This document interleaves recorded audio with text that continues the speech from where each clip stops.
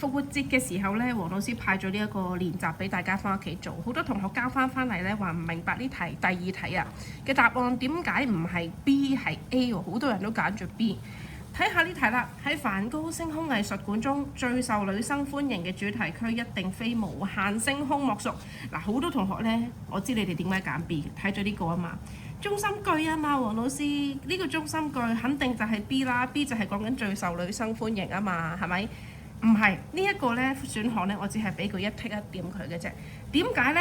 嗱，呢一段呢，好明顯個主角係講緊呢個無限星空呢個區啦，係咪啊？第二個主角。你望下下面呢一度，佢下面呢一度呢，有冇提到係女生？有冇提到任何嘅關於女生嘅嘢呢？係冇㗎。第二樣佢想介紹嘅嘢，佢主力想介紹嘅嘢，唔係講緊啲女生點解中意佢，係講緊呢個主題區有乜嘢吸引嘅佢，有乜嘢吸引嘅地方啊？譬如呢度啦，佢就話啊，有好多鏡。